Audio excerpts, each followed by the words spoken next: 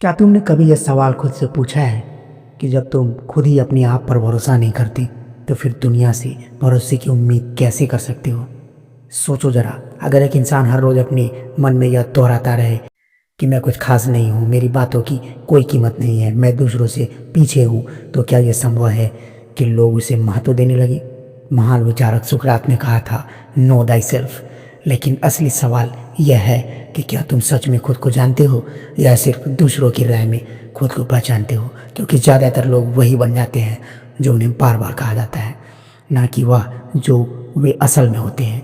जब तुम खुद को कमज़ोर समझते हो तो तुम्हारी चाल में झिझक आ जाती है, तुम्हारी आवाज़ में डर उतर जाती है और तुम्हारी आंखें खुद ही बता देती हैं कि तुम अपने आप को कितना कम आंकते हो। और फिर सवाल उठता है, जिस इंसान को खुद अपनी कीमत नहीं पता, क्या दुनिया उसे कभी उसकी सही कीमत देगी? तो खुद से पूछो, क्या तुम खुद को कमज़ोर समझकर भी अंदर ही अंदर खुद को सजा नहीं दे रहे हो? याद रखना, सेल्फ रिस्पेक्ट कोई सर्टिफिकेट नहीं जो तुम्हें कोई और दे, यह आग है जो तुम्हें खुद के भीतर जलानी पड़ती है।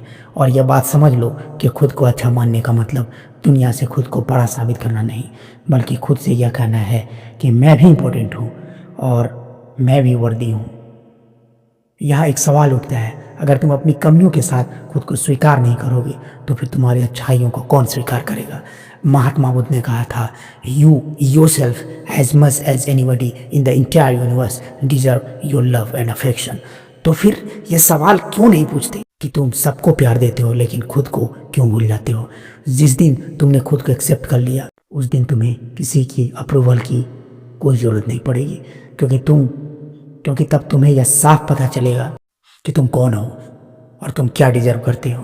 और तब दुनिया का सबसे बड़ा डर खत्म हो जाएगा, लोग क्या कहेंगे। आखिर में खुद से ये सवाल ज़रूर पूछना, अगर मैं खुद को अच्छा नहीं मानूंगा तो कौन मानेगा? क्योंकि जिस दिन तुमने खुद को अच्छा मान लिया उस दिन दुनिया तुम्हें नज़रअंदाज नहीं कर पाएगी। तो आज से ही अपने आप को अच्छा मानना शुरू कर दो।